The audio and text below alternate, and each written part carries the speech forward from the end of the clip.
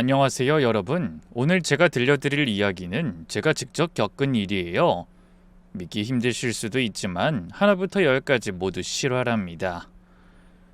저는 서울에 사는 36살의 평범한 여성입니다. 대기업에서 차장으로 일하면서 연봉을 꽤 받고 있어요. 좀 다른 게 있다면 부모님이 물려주신 건물이 하나 있단 거예요.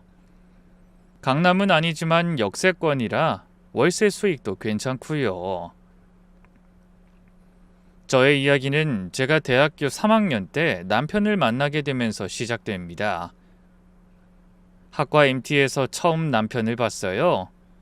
키도 훤칠하고 얼굴도 잘생긴 데다가 말도 재밌게 잘하는 그런 남자였어요. 하지만 집안 형편이 어려워 학비도 대출 받아가며 다녔고 아르바이트를 3개씩 하면서 생활비를 벌었죠. 저는 그런 남편이 안쓰러웠어요. 몰래 도시락을 싸서 놓고 가기도 했고 제가 아르바이트 하던 카페에 자리가 났다며 소개해 주기도 했죠. 항상 고맙다고 했지만 저를 여자로 보진 않는 것 같았어요. 어디까지나 좋은 친구였죠. 졸업 후에도 저는 남편을 잊지 못했어요. SNS로 가끔 근황만 확인하곤 했죠. 그 사람은 중소기업에 취직했고 나름으로 열심히 살고 있는 것 같았어요. 저는 그 사이 대기업에 입사했고 승진도 빨랐어요. 부모님이 일찍 돌아가신 후로 일에만 매달렸거든요. 그러다 몇 년이 지났을 쯤 회사 근처 카페에서 우연히 남편을 다시 만났습니다. 어? 현규, 너 맞지? 야, 정말 오랜만이다. 남편은 여전히 말끔하고 잘생겼지만 어딘가 지쳐 보였어요. 커피를 마시며 이야기를 나눴는데 회사 일이 많이 고된 것에 반해 벌이가 좋지 않은 것 같더라고요. 그래도 열심히 살고 있어. 언젠간 나도 성공하겠지. 남편의 긍정적인 모습이 여전히 멋있었어요. 저는 용기를 냈죠. 그럼 다시 만난 기념으로 내가 저녁 살게. 처음엔 부담스러워하던 남편도 제 진심을 알게 된 후로는 마음을 열기 시작했어요.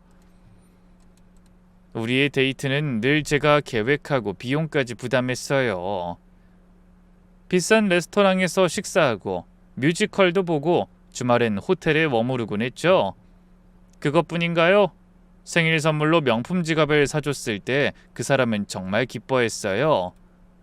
크리스마스엔 최신 핸드폰을, 1주년엔 명품 시계를 선물했더니 처음엔 이건 너무 비싸, 부담스러워 라고 하더라고요. 그런데 그것도 잠시 점점 익숙해지더라고요. 저의 호의와 사랑을 당연하게 받아들이는 것 같았어요. 자기야, 이번에 회사에서 중요한 프레젠테이션이 있는데 정장이 너무 낡아서 새로 하나 사줄 수 있을까? 자기야, 나 저번에 자기랑 같이 갔던 레스토랑 가족들이랑 가보고 싶은데 혹시 이용권 선물해 줄 수 있어? 저는 또 그걸 바보처럼 전부 들어줬죠. 너무나 사랑했으니까요. 그렇게 2년쯤 사귀었을 때 남편이 저를 부모님께 소개하고 싶다고 했어요. 우리 부모님이 널 꼭 만나보고 싶대. 이번 주말 어때? 정말 기뻤어요. 드디어 인정받는구나 싶었거든요. 며칠 동안 고민해서 한정식 집을 예약했습니다. 최고급 룸이었죠. 시부모님께 드릴 선물도 정성껏 준비했고요. 어머님께는 명품 스카프를, 아버님께는 고급 양주를 준비했어요. 그렇게 마음으로 식당에 들어갔는데 시어머니의 첫인상은 글쎄요. 위아래로 저를 훑어보는 눈빛이 아직도 기억나네요. 어서 와요. 근데 딱 봐도 나이가 우리 아들보다 많아 보이는데? 첫마디부터 기분 나빴지만 그래도 예의 바르게 인사드렸어요. 안녕하세요, 어머님. 저는 올해 32살이고요. 현규 씨와는 동갑이에요. 동갑이라고? 아유, 뭐 요즘 남자들은 왜 이렇게 나이 많은 여자를 좋아하는지. 우리 땐 무조건 어리고 조신한 여자가 최고였는데. 아이, 그래, 뭐 하는 사람이야? 대기업에서 과장으로 일하고 있습니다. 과장? 나이에 비해서는 좀 낮은 거 아니야? 우리 아들 친구들은 벌써 부장인 애들도 있던데. 회사 체계를 모르면서 하는 말 같았어요. 당시 32살의 대기업 과장이면 빠른 편이잖아요. 그리고 부모님이 물려주신 건물이 하나 있어서 월세 수입도 있어요. 그 순간 시어머니의 눈빛이 확 바뀌었습니다. 건물? 어디에 있는 건물이야? 역 근처 상가 건물인데요. 작지만 안정적인 수입이에요. 아이고 정말? 우리 아들 복이 많네. 대기업의 건물주라니. 시어머니의 말투는 한껏 누그러졌습니다. 하지만 여전히 무례했죠. 근데 말이야. 여자가 너무 잘 나가면 남자가 기 죽는다?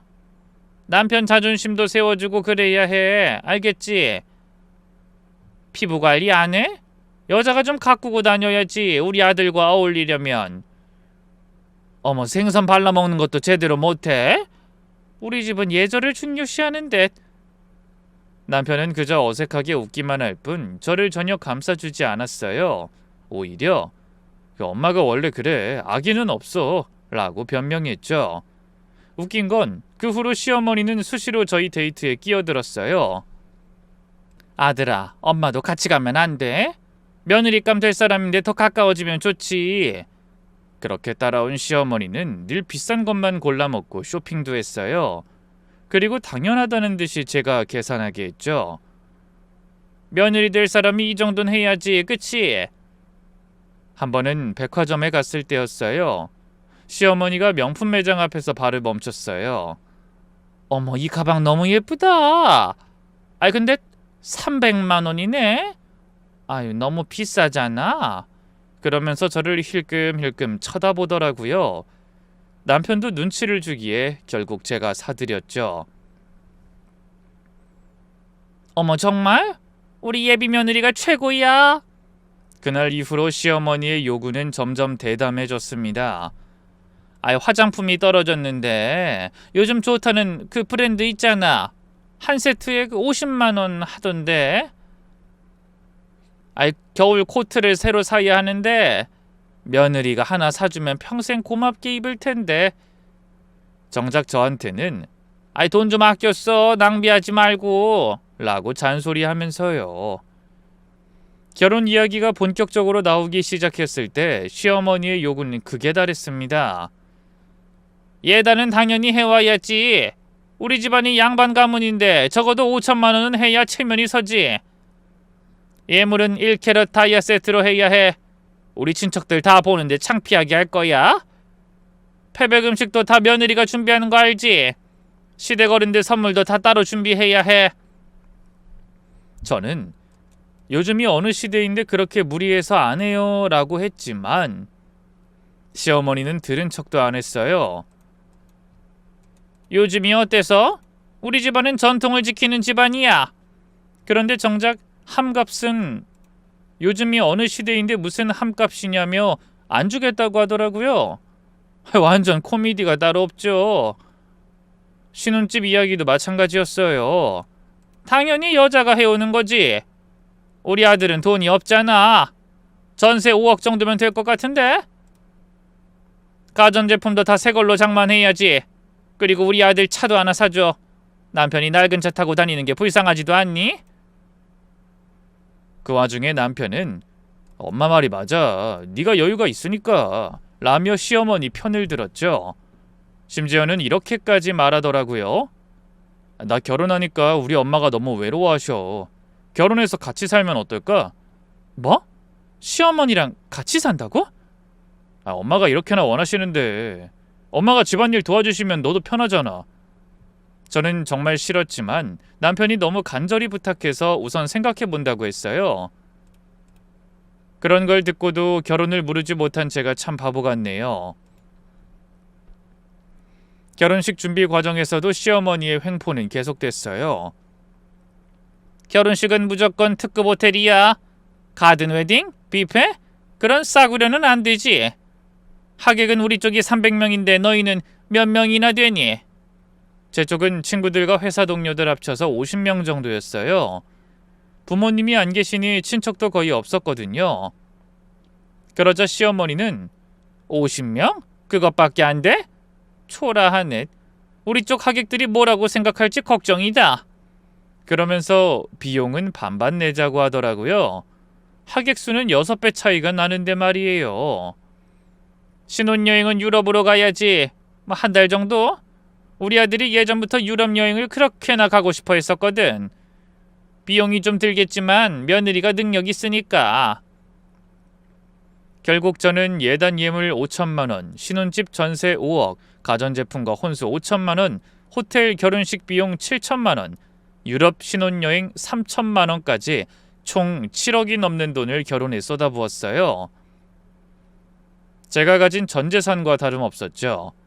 그런데 더 화가 났던 건 시어머니가 친척들에게 하는 말을 우연히 들었을 때였어요. 사실 우리가 며느리 집안을 많이 봐준 거야. 부모도 없고 나이도 많고 얼굴도 그저 그런데 그래도 금전적으로 괜찮으니까 우리 아들이 희생한 거지. 근데 며느리가 예단도 짜고 예물도 그저 그래. 건물주라면서 이것밖에 안 되나 싶더라고. 정말 억장이 무너졌지만 이미 결혼식을 코앞에 둔 상황이라 참을 수밖에 없었어요. 무엇보다 저에게는 간절한 이유가 있었거든요. 사실 저는 막 20살이 됐을 무렵 부모님을 잃었습니다. 갑작스러운 교통사고였죠. 불행 중 다행으로 부모님이 가입한 보험금이 있었고 작은 건물도 있어서 경제적으로는 어렵지 않았지만 가족의 빈자리는 너무나 컸어요. 대학 시절 친구들이 부모님과 통화하는 모습을 볼 때마다 부러웠어요. 명절 때 혼자 차례상을 차리면서 얼마나 울었는지 몰라요. 그런데 결혼을 하면 시댁이라도 하나의 가족이 생기는 거잖아요. 시어머니가 진짜 어머니처럼 대해주진 않더라도 적어도 사람 사는 냄새가 날 테니 외롭진 않을 거라고 생각했어요. 결혼식 날이 밝았습니다. 저는 새벽부터 일어나 준비했죠. 드레스도 3벌이나 준비했고 부케도 특별 주문 제작했어요. 모든 게 완벽했어요. 겉으로는요. 하지만 설마 했던 결혼식장에서도 시어머니는 저를 무시했습니다. 하객들에게 인사할 때마다 저를 가리키며 이런 말을 했거든요. 우리 아들이 너무 착해서 그래요. 좀 더 젊고 예쁜 아가씨 만났으면 좋았을 텐데. 그래도 며느리가 경제력은 있으니까 우리 아들 고생은 안 시키겠죠. 심지어 주례 선생님께도 이런 말을 했어요. 우리 며느리가 나이가 좀 많아요. 그래도 우리 아들이 좋다고 하니까 뭐 돈은 좀 있는 것 같으니 잘 살겠죠. 저희 쪽 하객들은 다들 어이없어 했죠. 친구들은 너 정말 저런 시어머니랑 살 거야? 라고 걱정했지만 저는 결혼하면 달라질 거야 라고 둘러댔습니다. 그렇게 믿고 싶었어요. 신혼여행에서 돌아온 후 남편이 제안했던 대로 시어머니가 우리 집으로 이사를 왔습니다. 시아버님은 같이 사는 게 불편하다며 원래 집에 계셨고 정말 어머니만 쏙 들어오셨죠. 처음엔 집안일 도와주러 왔다 라고 했지만 실상은 달랐습니다. 며느리야, 아침밥은? 나 배고파. 청소는 언제 할 거야? 집이 난장판이지 않니? 빨래는 왜 이렇게 많이 쌓아놨어? 유부녀가 이렇게 게을러서야. 오히려 제가 시어머니를 모시는 꼴이 된 겁니다. 출근하는 아침에도 시어머니 밥상을 차려야 했고 시어머니 빨래도 제가 했어요. 여자가 요리를 이거밖에 못해? 우리 아들이 불쌍해서 어떡해. 청소도 제대로 못하네. 내가 다시 해야겠다. 뭘 해도 잔소리뿐이었어요. 그 와중에 남편은 그래도 엄마가 도와주시는 거야. 고마워해야지 라고만 했고요. 물론 이런 말을 하는 남편도 시모와 크게 다를 바 없었어요. 어느 날은 남편이 갑자기 회사 동료들을 집으로 데려온다고 하더라고요. 여보, 오늘 저녁에 우리 팀 회식하는데 2차로 집에서 하면 안 될까? 한 10명 정도 올 것 같아. 갑자기? 준비할 시간도 없는데. 당신이 요리 잘하잖아. 그리고 우리 집도 넓으니까 동료들한테 자랑도 하고 싶어서 그래. 결국 저는 급하게 장을 봐서 10명분의 안주를 준비했어요. 그런데 막상 온 사람들은 10명이 훌쩍이 넘는 겁니다. 게다가 시어머니가 그 자리에 기어코 끼어들어서는 한술 더 뜨더라고요. 우리 며느리가 다른 건 몰라도 남편 뒷바라지는 잘한다니까. 아니, 돈으로 하는 거니? 돈바라지인가? 되지도 않는 농담에 제 욕을 하는 건지 자랑하는 건지 동료들은 자정이 넘도록 술을 마셨고 집은 엉망이 됐어요. 다음날 청소하는 데만 반나절이 걸렸죠. 그런데 남편은 고맙다는 말 한마디 없이 동료들이 집 괜찮다더라. 다음에 또 해줄 수 있지? 음식 좀 더 신경 써서 라고만 하더라고요. 알고 보니 남편도 회사에서 우리 집사람이 건물주라 돈 걱정 없다 라며 허세를 부리고 다녔대요. 그래서 동료들이 공짜 술자리를 기대하며 왔던 거죠. 완전히 그 엄마의 그 아들인 거예요. 그러던 중 시어머니의 금전 요구가 다시 시작됐습니다. 아가야, 백화점에 갔는데 코트가 너무 예쁘더라. 50만 원이던데 하나 사줄 수 있어? 처음엔 어머님의 환심을 사고 싶어 예쁨 받고 싶어 사드렸죠. 그런데 그건 저의 착각이었어요.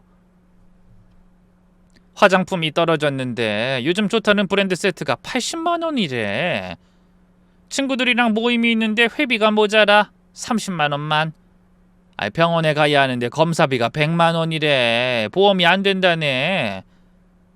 어머님한테만 한 달에 수백만 원씩 나가기 시작한 겁니다. 그것도 모자라서 나중엔 아예 생활비를 달라고 하더라고요. 시어머니가 며느리 집에 얹혀 사는데 용돈은 있어야지. 한 달에 200만 원이면 될 것 같아. 남편한테 말했지만 돌아온 대답은 늘 똑같았어요. 당신이 여유 있잖아. 엄마 그 정도 용돈도 못 드려? 사랑하는 사람의 가족인데. 명절이 되면 더 심해졌어요. 시댁 식구들이 20명 넘게 모이는데 음식 준비부터 선물까지 모두 저한테 떠맡겼거든요. 건물주 며느리니까 이 정도는 해야지. 우리 땐 며느리가 3일 전부터 와서 준비했어. 제가 시댁 식구들에게 맞추려고 음식을 많이 하면 정작 시어머니는 며느리가 음식을 너무 많이 했어. 아우 낭비야 라고 흉을 봤죠. 게다가 동네에서도 저를 이용해 허세를 부렸어요. 우리 며느리가 건물주거든. 돈이 썩어나서 나한테 용돈도 매달 200만 원씩 줘. 명품 가방? 며느리가 사줬지. 이번엔 또 뭐 사달라고 할까? 그런 말을 들을 때마다 정말 굴욕적이었지만 가족이란 이름으로 참았어요. 사실 그땐 왜 그랬는지 모르겠어요. 왜 그렇게나 눈치를 보고 비위를 맞춰줬던 건지. 이건 제 얼굴에 침 뱉는 것 같아서 말 안 하려고 했는데요. 더 심각한 사건도 있었어요. 결혼하고 1년 반쯤 됐을 때였을까요? 저는 그때까지도 시어머니를 진짜 어머님처럼 모시려고 노력하고 있었어요. 그러던 어느 날 제가 중요한 미팅이 있어서 급하게 준비하고 있었는데요. 이상하다? 분명 여기 둔 것 같은데. 서랍장에 보관해둔 현금 500만 원이 사라진 거예요. 거래처에 줄 계약금이었는데 흔적도 없이 없어졌죠. 여보, 혹시 내가 둔 돈 못 봤어?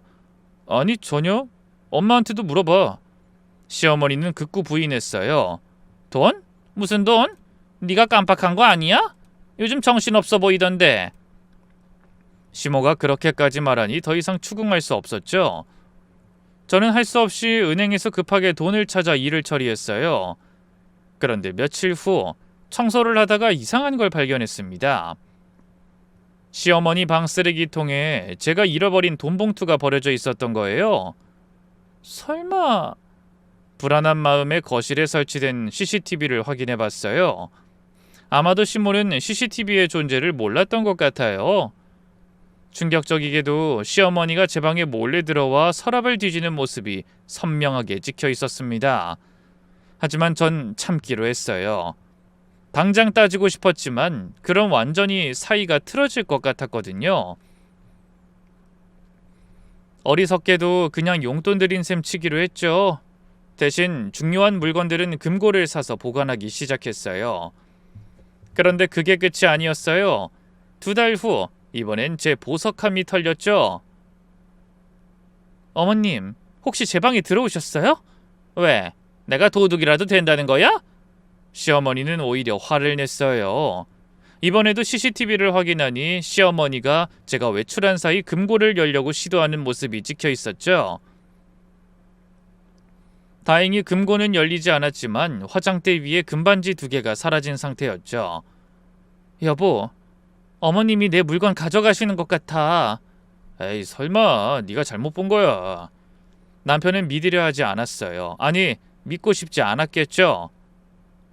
가장 충격적인 건 제 부모님 제사 때였어요. 부모님이 남기신 유품 중에 어머니의 금팔찌가 있었는데 그것마저 사라진 거예요. 말도 안 돼. 이건 정말 아니잖아. 어떻게 이럴 수 있지? 눈물이 났어요. 돈이 아까운 게 아니라 부모님의 유품마저 훔쳐간 게 너무 서러웠어요. 그날 밤 저는 시어머니가 전화하는 소리를 우연히 듣게 됐죠. 경수가. 아니, 나 오늘 좋은 거 구했거든. 금팔찌인데 빈티지스럽고 디자인이 너무 예뻐. 한 500만 원 할 것 같은데? 싸게 200만 원에 줄게. 어때? 제 어머니의 유품을 팔려고 하는 거였어요. 저는 그때 결심했죠. 이 모든 걸 증거로 남겨두고 언젠가 반드시 되갚아주겠다고. 그래서 CCTV 영상을 모두 백업해두고 시어머니가 가져간 물품 목록을 작성해뒀어요. 현금 500만 원과 금반지 2개, 그리고 어머니 유품 금팔찌와 그 외 잡다한 물건들, 총 1,500만 원어치가 넘는 물건들을 훔쳐간 거죠. 그렇게 조금씩 복수를 계획하던 중에 저에게 기쁜 일이 생겼어요. 임신을 한 겁니다. 결혼 2년 만에 드디어 그토록 바라던 아기가 생긴 거예요. 나쁜 마음을 먹은 것도 잠시, 저는 아이를 가진 기쁨에 취했습니다. 남편과 기쁨을 나누고선 시어머니께 알렸어요. 정말? 드디어 우리가 손주를 보는구나. 그 못된 시어머니도 기뻐하는 것 같았어요. 그런데 이어진 말이, 아들이지? 무조건 아들이어야 해. 우리 집안 대를 이을 손자. 병원은 제일 좋은 데로 가야 해. 돈은 아끼지 말고. 태교도 중요해. 좋은 것만 먹고 좋은 것만 봐야 하는 거 알지? 겉으로 말은 그렇게 하면서도 은근슬쩍 집안일은 저에게 미루더라고요. 임신했다고 게을러지면 안 돼. 운동 삼아 하는 거야.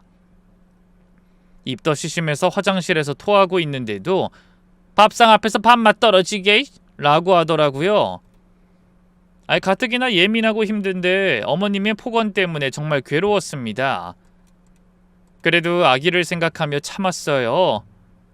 곧 우리 가족이 생긴다는 기쁨이 컸거든요. 아이가 있으면 모든 걸 견딜 수 있을 것 같았어요. 하지만 너무 참은 탓일까요? 임신 4개월 때 갑작스럽게 출혈이 있었어요. 급하게 병원에 갔지만 아기는 이미 죄송합니다. 아기가 심장이 멈췄네요. 하늘이 무너지는 것 같았어요. 너무 슬프고 절망스러워서 방 안에 콕 박혀 며칠 동안 울기만 했죠. 그런데 시어머니의 반응은 애도 제대로 간수 못하는 게 무슨 며느리야? 우리 집안 대가 끊기게 생겼네. 병원 제대로 다닌 거 맞아? 비싼 병원 다닌다더니. 위로는커녕 저를 탓하기만 했죠. 심지어 친척들에게 전화해서 이런 말까지 하더라고요. 우리 며느리가 애를 못 가지더라고. 돈만 많은 게 무슨 소용이야? 여자가 애를 못 낳으면 반쪽짜리지. 요즘은 우리 아들 재혼시켜야 하나라는 생각도 들어. 대를 이어야 하는데. 그 말을 들은 날 저는 정말 죽고 싶었어요. 유산의 슬픔도 컸지만 시어머니의 말에 더 큰 상처를 받았죠. 남편은 그런 저를 위로하기는커녕 점점 더 자주 집을 비웠어요. 요즘 회사 일이 많아서, 거래처 접대가 있어서, 상사가 골프 치자고 해서. 주말에도 집에 없는 날이 많았죠. 저는 이러지도 저러지도 못한 채 우울증 약을 먹으며 하루하루를 버텼죠. 왜 그땐 결단을 내리지 못했는지. 아마도 자존감이 많이 약해졌던 것 같아요. 다 제가 지은 죄가 많고 잘못을 해서 그런 거라고 자책해서요. 그러던 중 어느 날 우연히 남편의 신용카드 명세서를 보게 됐어요. 오랫동안 손을 떼고 있던 안방을 정리하려고 서랍을 열었는데 거기 있더라고요. 특급 호텔 50만원, 여성 의류 판매장 200만원, 티파니 300만원. 저는 남편에게 곧바로 물었습니다. 여보, 이게 뭐야? 아, 그거? 거래처 접대했어. 중국 바이어가 여자라서. 티파니에서 300만원짜리 샀는데? 이렇게 고가의 제품을 산다고? 아, 그것도 바이어 선물이야. 큰 계약건이라서 특별히. 분명 의심했지만 전 그냥 넘어갔습니다. 아니, 남편을 믿고 싶었던 것 같아요. 그런데 의심은 점점 커졌어요. 남편 셔츠에서 향수 냄새가 났고 차에서 여자 액세서리를 발견했거든요. 몰라. 외근할 때 회사 여직원을 잠깐 태웠는데 그때 떨어뜨린 건가? 남편의 변명은 점점 구차해졌어요. 결정적인 순간은 며칠이 지난 밤이었죠. 남편이 샤워하는 동안 핸드폰이 울렸는데 화면에 뜬 메시지가 오빠, 오늘 정말 행복했어. 다음엔 더 좋은 호텔 가자. 내년에 약속했던 발리 여행도 어서 계획 함께 짜보자. 벌써부터 너무 기대돼. 손이 떨렸습니다. 문자를 확인하려고 열어봤어요. 비밀번호는 우리 결혼기념일. 쉽게 열렸죠. 문자함을 열어보니 충격적인 내용들이 가득했습니다. 우리 공주님 오늘도 이뻐. 오빠가 더 잘해줄게. 사랑해.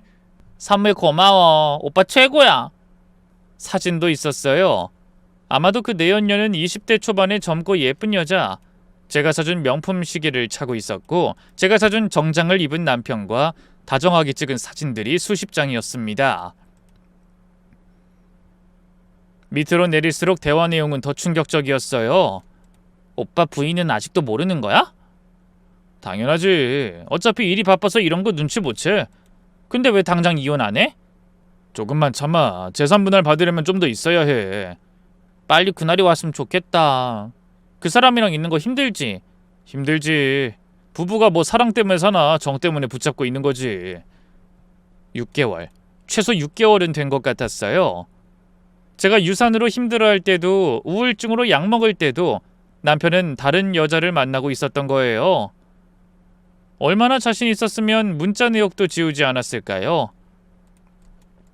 저의 믿음과 사랑을 남편은 무시했고 오히려 바보 천치로 봤던 거죠. 그날 밤 저는 울지 않았습니다. 너무 큰 충격에 눈물도 안 나왔거든요. 대신 제가 지금까지 당해온 모든 게 떠올랐어요. 내가 정말 바보 같았고 어리석었던 걸 깨달았죠. 다음 날부터 저는 남편 몰래 철저하게 준비했어요. 먼저 최고의 이혼 전문 변호사를 찾았죠. 상담 결과는 다행히도 희망적이었습니다. 건물은 혼전 재산이라 재산 분할 대상이 아닙니다. 오히려 남편의 불륜 증거가 확실하니 위자료를 충분히 받을 수 있을 겁니다. 그뿐만 아니라 저는 사설 탐정도 고용했어요.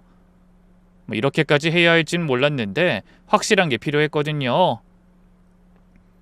탐정 측은 일주일 만에 완벽한 증거를 가져왔어요. 호텔 출입 사진, 데이트 사진, 심지어 동영상까지. 그러나 중에 저에겐 또 다른 선택의 순간이 왔습니다. 제가 다시 임신한 거예요. 스트레스 때문에 몸의 변화가 생긴 거라고 생각했는데 임신한 지 벌써 석 달이 지났더라고요. 한참을 고민했던 저는 이 아이를 지키기로 했습니다. 고민만 했던 저에게 온 마지막 축복이라고 생각했어요. 비록 이런 아빠지만, 아니, 이런 아빤 없는 게 낫겠죠. 그렇게 남편과 시댁 식구들에게 임신 이야기는 비밀로 했습니다. 한창 이혼 준비를 하는 와중에 시어머니가 절 찾았습니다. 굉장히 다급한 일처럼요. 저에게 이제 시어머니는 중요한 사람이 아니었지만 남편 몰래 일을 진행하고 있으니 어머니에게도 아무렇지 않은 척했죠. 며느라, 큰일이야. 어서 이리 좀 와봐라. 무슨 일이세요? 이번엔 내 친구들이 다 유럽 여행을 갔다 왔는데 나만 못 갔어. 창피해 죽겠다고. 시어머니는 억지로 눈물까지 짜내며 하소연했어요. 경미는 스페인에서 플라멩코도 봤대. 영희는 파리에서 에펠탑도 보고 스위스에서 융프라우도 갔대. 기순이는 이탈리아에서 명품 쇼핑도 실컷 했고. 그렇게 한참을 다른 아줌마들과 비교하더니 이내 본론으로 들어갔죠. 며느라, 나 여행 좀 보내줘. 나도 유럽 가고 싶어. 아, 유럽에 가고 싶어서 또 절 찾아오셨구나. 그것도 제대로 가야지. 1등석 비행기에 5성급 호텔. 적어도 한 달은 있어야 제대로 구경할 테고 용돈도 충분히 있어야 해. 명품도 사고 맛있는 것도 먹고. 시어머니 이야기를 한 귀로 흘리며 한참 동안 듣는데 갑자기 문득 재밌는 생각이 떠올랐어요. 이게 왜 이기적이고 계산적인 시어머니께도 제대로 된 교훈을 주고 싶었거든요. 왜 그 드라마 보면 그런 장면 많잖아요. 통쾌하게 복수해주는 거. 여태까지는 바보처럼 당하고만 살았으니 이번엔 제 차례란 생각이 들었어요. 몇 년 동안 당한 걸 한 번에 갚아야 하니 그만큼 스케일을 크게 준비하고 싶었죠. 이런 생각이 드니 저도 모르게 웃음이 났습니다. 그래요, 어머님. 당연히 보내드려야죠. 제가 특별히 VIP 패키지로 예약해 드릴게요. 시어머니의 눈이 반짝였어요. 정말? 아이고, 우리 며느리가 최고야. 근데 어머님, 혼자 가시면 심심하실 텐데. 맞아. 내 친구들도 데려가면 안 될까? 경숙이랑 정이랑. 둘 다 입이 고급이어서 피곤하긴 한데. 그럼 비용은 제가 다 낼게요, 어머님. 제가 뭐든 예약해드릴 테니 믿고 따라오세요. 그럼. 아가야, 넌 정말 최고의 며느리야. 이때만큼은 시어머니가 정말 살갑고 친절했어요. 물론 그게 다 돈 때문이었지만요. 저에겐 힘을 실어줄 사람이 한 명 더 필요했어요. 누가 좋을까 고민하던 중 정숙 아주머니를 떠올렸습니다. 정숙 아주머니는 우리 집 앞에 사시던 분이었는데 저랑은 오며 가며 자주 보고 음식도 나눴던지라 사이가 좋았어요. 시모가 처음 오셨을 때도 두 분이 사이가 좋았는데 하도 시모가 돈 자랑을 하며 무시해서 멀어지고 말았죠. 저는 정숙 아주머니를 제 편으로 만들어야겠다고 생각했어요. 마트에서 우연히 정숙 아주머니를 만났을 때 그때가 적기라고 생각한 저는 정숙 아주머니에게 친근하게 말을 걸었습니다. 그러자 아주머니도 반가워하면서 그 전에 자주 봐서 좋았는데 이젠 얼굴 보기가 힘드네. 왜? 시어머니가 잘 못해줘? 딱 봐도 그 여잔 관상이 안 좋다니까. 며느리가 이렇게 잘났는데 감사할 줄도 모르고 우리 며느리 명절 때도 안 오는데 말이야. 저는 씁쓸하게 웃으며 진실을 말했어요. 아주머니, 저도 시어머니한테 잘해드리고 싶은데 받기만 하시고 고마워지도 않으세요. 저는 그동안 있었던 일들을 털어놨어요. 정숙 아주머니는 크게 충격을 받았죠. 뭐? 매달 200만 원씩 받아가? 그것도 모자라서 물건도 훔쳐갔다고? 네. 근데 제일 힘든 건 남편이 바람 피우는 것도 모르면서 절 하대하는 거예요. 정숙 아주머니는 크게 화를 내며 말했습니다. 바람을 피워? 세상에나. 그래, 어쩐지 막대 먹은 집안 같더라니까. 어쩌다가 하필 그런 집에 시집을 갔어. 당장 나와. 그때 제가 제안했죠. 아주머니, 저 좀 도와주실래요? 시어머니가 진실을 깨닫게 하고 싶어요. 정숙 아주머니는 흔쾌히 승낙했어요. 저는 정말이지 정성껏 준비했어요. 여행사에서 예약한 척하고 가짜 1등석 항공권, 가짜 5성급 호텔 바우처, 가짜 VIP 투어 일정표를 만들었습니다. 전문 디자이너에게 맡겨서 아주 그럴듯하게요. 게다가 시어머니는 영어를 전혀 못하시니 확인할 방법이 없었죠. 어머님, 여기 모든 서류예요. 이거 들고 공항 가시면 돼요. 고맙다. 가서 친구들한테 자랑할 거야. 출발 일주일 전 시어머니는 정말로 동네방네 자랑하고 다녔어요. 나 드디어 유럽 간다. 1등석에 5성급 호텔이야. 우리 며느리가 돈이 많아서 다 해줬어. 심지어 내 친구들 목까지 해줬거든. 같이 한 달 동안 유럽 일주할 거야. 시어머니의 친구들은 부러워하면서도 의심스러워했죠. 아유, 정말? 며느리가 그렇게까지 해줘? 아이, 당연하지. 우리 며느리가 건물주야. 나한테 얼마나 잘하는데. 저는 속으로 쾌재를 부르며 디데이를 기다렸어요.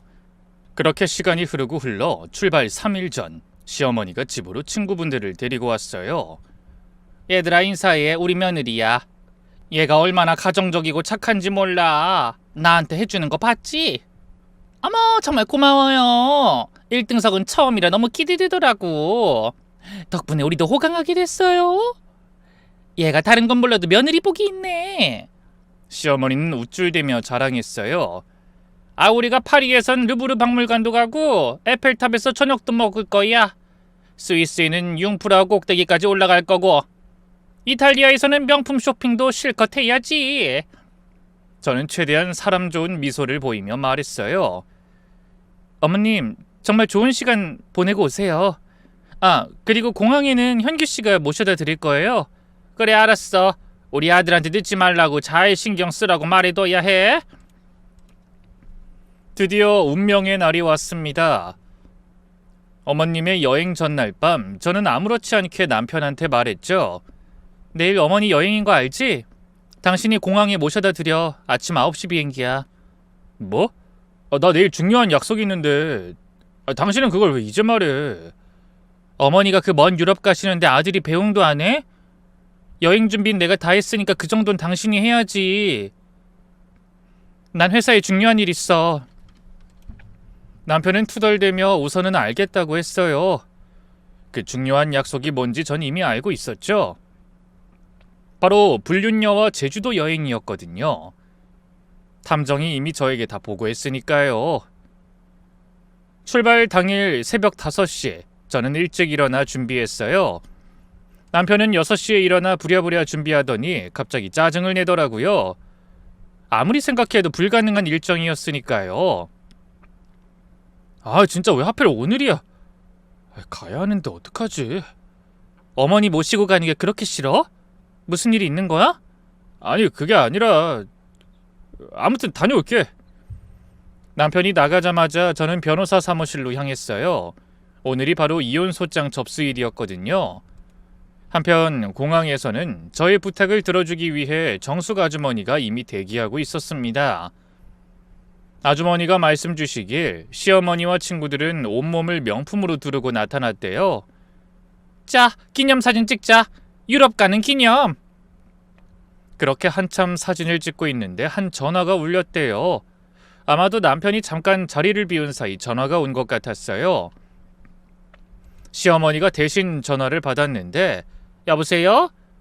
그때 귀가 안 좋은 시어머니가 스피커 버튼을 눌렀는데 갑자기 여자 목소리가 크게 들렸대요. 오빠 어디야? 빨리 와. 이러다 비행기 놓치겠어.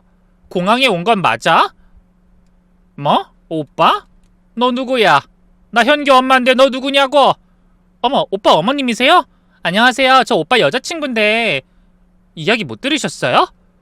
내년쯤 오빠 이혼하면 저랑 재혼하기로 결정했는데. 나이가 어려서 그런 건지 원래 당돌한 건지 곁에서 몰래 지켜보던 정숙 아주머니 귀에까지 들어갔으니 얼마나 소리가 컸던 걸까요? 시어머니는 경악했고 그 이야기를 들은 주변 사람들도 다 놀라서 입이 떡 벌어졌답니다. 뭐라고?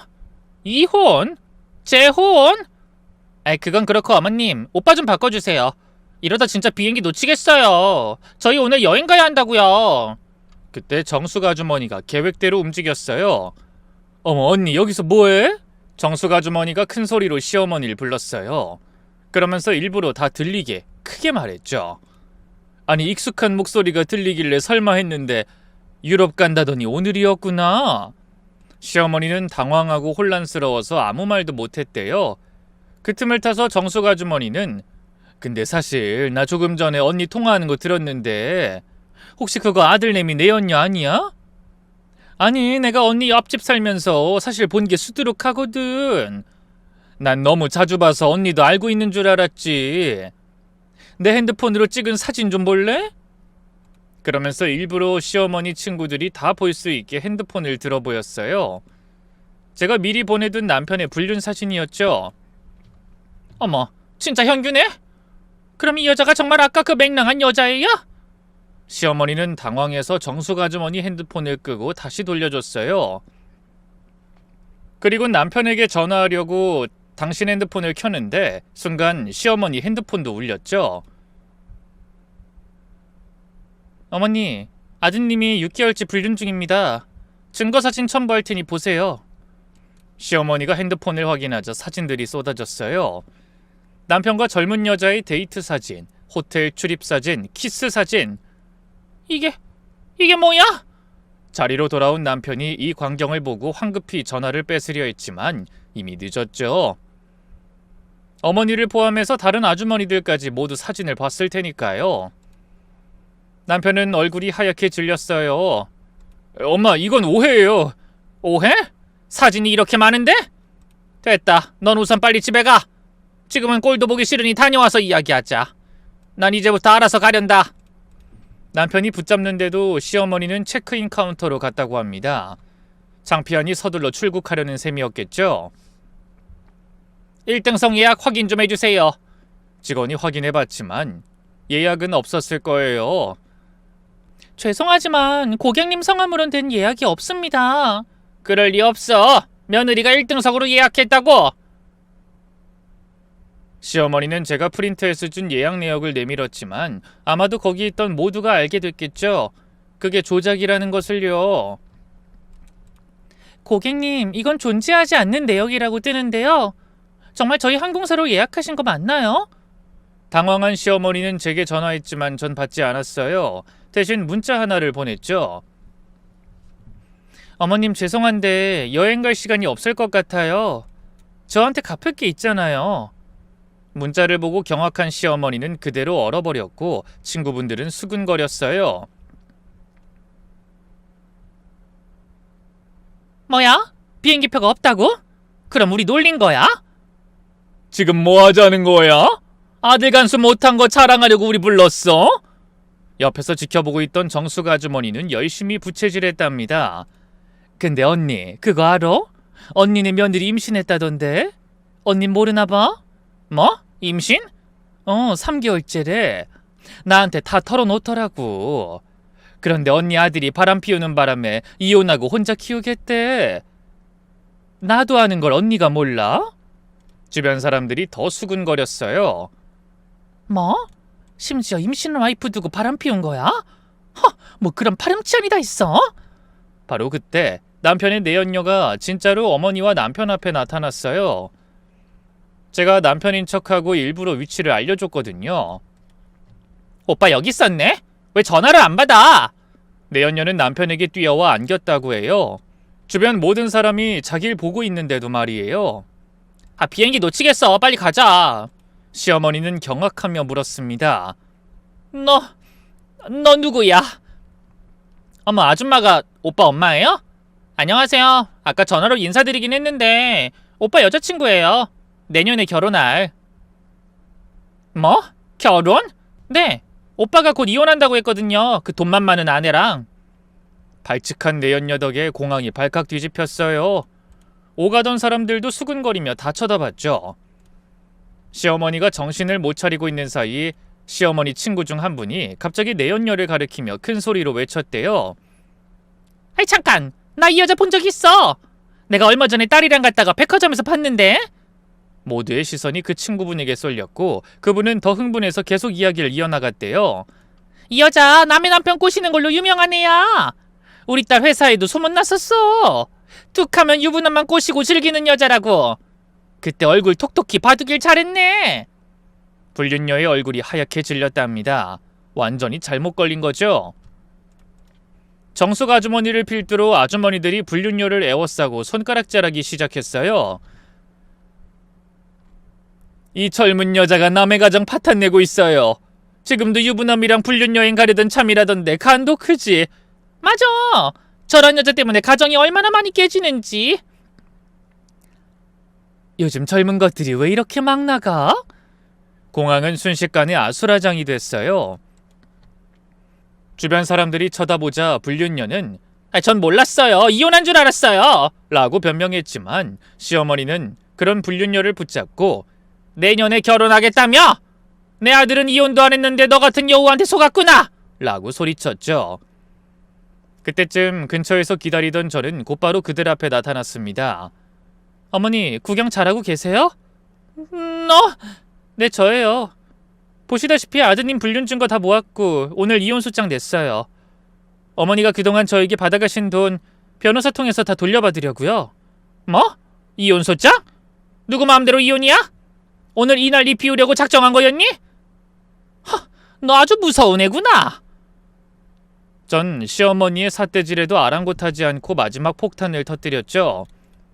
가방에서 준비한 서류를 꺼내 건넸어요. 아, 맞다. 깜빡할 뻔했네요. 어머니, 이거 2년 전에 어머니가 우리 집에서 물건 훔쳐가신 거 고소장이에요. 그때 제가 다 CCTV에 찍어뒀거든요. 금반지랑 저희 엄마 유품이었던 금팔찌 그리고 현금 500만 원 훔쳐가셨죠? 시어머니는 적잖이 충격을 받은 듯 말을 더듬기 시작했습니다. 뭐라고? 그땐 신혼이고 가족이니까 참았는데 이제 남이잖아요. 절도죄로 고소하려고요. 괜찮죠? 아참, 그동안 저한테 받아냈던 1억 5천만 원은 따로 받고요. 시어머니의 친구들이 경악했어요. 뭐? 며느리 돈으로 훔쳤어? 1억 5천만 원도 훔친 거라고? 진짜 도둑이었네. 사태가 점점 커지자 시어머니는 갑자기 쓰러지는 신용을 했습니다. 명연기가 따로 없었어요. 아이고 가슴이야. 심장 아파. 아이고 나 살려. 다들 놀라서 119를 부르려 했지만 정숙 아주머니가 침착하게 말했어요. 어머머 언니, 아까 유럽 가겠다고 팔팔하던 사람이 갑자기 왜 그래? 놀랐던 시모 친구들도 이내 이상하단 듯 수근거렸죠. 그러게, 아까 멀쩡했는데? 부여잡은 쪽도 오른쪽인데 무슨 심장이 아프단 거야? 상황이 불리해진 거란 시어머니는 진짜 아프다고! 나 잘못되면 책임질 거야? 라고 고래고래 소리쳤지만 보다 못한 남편이 어머니를 일으켰습니다. 그러자 시모는 분풀이해야겠다는 듯 벌떡 일어나 남편을 때리기 시작했어요. 야 이놈아, 너 때문에 이게 다 뭐냐? 폐가망신시킬 일이 따로 있지. 내가 널 잘못 키웠구나. 잘못 키웠어. 얻어맞던 남편은 눈물을 흘렸죠. 남편이 울음을 터뜨리자 시어머니는 이제 제게 무릎을 꿇었어요. 아가야, 아니 주연아, 잘못했어. 한 번만 용서해줘. 내가 정신이 잠깐 나갔었나 보다. 용서요? 전 아직도 어머님이 한 말 전부 기억하거든요. 어머니가 제가 유산했을 때 뭐라고 하셨는지 기억하세요? 애도 못 낳는 게 무슨 며느리냐고 하셨잖아요. 그건 이제 애 낳을 거니까 괜찮죠? 물론 어머님은 못 보시겠지만요. 옆에서 안절부절 못하며 지켜보기만 하던 남편도 덩달아 무릎을 꿇었어요. 여보, 잘못했어. 한 번만 용서해줘. 우리 아이도 있다며. 아니, 있잖아. 원래 다들 실수하며 사는 법이야. 당신이 아이만 있어? 불륜녀도 있잖아. 그토록 바랬으니 계획대로 내년에 재혼해. 물론 나한테 위자료 내놓고. 그야말로 아수라장이 되자 그 어린 불륜녀는 이미 도망갔더라고요. 눈치 없는 줄 알았더니 생존 눈치는 있나 봐요. 아마도 다시 유부남은 못 건들겠죠. 상황을 지켜보던 정숙 아주머니가 제게 다가왔어요. 핸드폰으로 다 찍었어. 이거 동네방네 소문내도 되지? 네, 마음대로 하세요. 전 그대로 돌아서며 원수 같던 시댁에 마지막 말을 남겼어요. 그리고 어머니, 진짜 유럽 가고 싶으시면 본인 돈으로 가세요. 그 잘난 아들한테 용돈 받아서라도요. 맞다. 이제 위자료 주고 나면 길거리에 나 앉을 테니 그것도 힘들겠네. 저는 그렇게 유유히 공항을 떠났습니다. 제가 떠난 뒤로 시모 친구들은 시모를 흠잡기에 바빴고 모임도 완전히 파탄 났다고 하더군요. 그날 오후 정숙 아주머니가 보낸 동영상이 동네 단톡방에 퍼졌어요. 대박. 이게 그 건물주 며느리 눈 할머니야? 아들이 바람 피운 것도 모르고 자랑만 했구나. 심지어 돈도 훔쳤다며. 시어머니는 하루아침에 동네의 유명 인사가 됐어요. 그렇게 유명해지고 싶어 하더니 좀 다른 시기지만 바라던 바를 이룬 거죠. 그 뒤로 이혼 재판은 빠르게 진행됐습니다. 증거는 완벽했으니까요. 피고는 원고에게 위자료 3억 원을 지급하고 양육비 월 200만 원을 지급하라.